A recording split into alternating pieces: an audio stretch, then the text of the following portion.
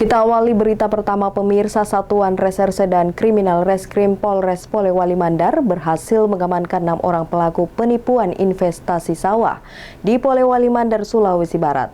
Sindikat penipuan yang diotaki seorang wanita berparas cantik dan salah seorang oknum aparat desa ini telah beroperasi setahun lebih dan meraup keuntungan hingga miliaran rupiah.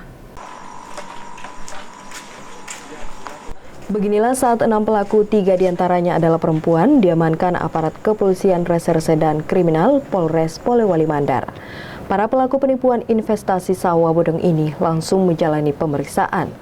Diketahui ke-6 pelaku yakni DR, AG, NM, HR, NR, dan KD merupakan sindikat yang telah beroperasi hampir setahun lebih hingga korban mencapai puluhan orang. Kasus ini terungkap setelah aparat kepolisian mendapatkan laporan dari para korban. Setelah melakukan penyelidikan beberapa bulan lamanya, polisi akhirnya berhasil menciduk para pelaku. Diketahui sindikat penipuan investasi sawah bodong ini diotaki oleh seorang wanita berparas cantik. Sementara para pelaku memiliki peran masing-masing untuk melakukan penipuan. Seorang berperan sebagai perekrut korban dan lainnya berperan sebagai pemilik sawah bodong. Untuk meyakinkan para korban, para pelaku menunjukkan surat akte jual beli lahan sawah yang ternyata palsu. Tidak hanya itu saja, para pelaku juga menjanjikan keuntungan dalam sistem gadai sawah untuk bagi hasil setiap kali panen.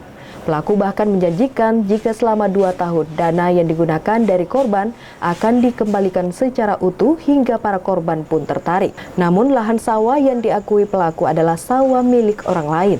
Kebanyakan korban yakin lantaran sebelum transaksi pelaku mengajak korban mendatangi objek sawah yang dimaksud.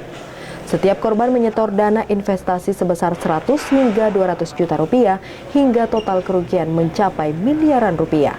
Yang mencari korban dengan mengiming-imingi bahwa ada satu lokasi tanah berupa sawah. Tanah itu diklaim adalah punya mereka.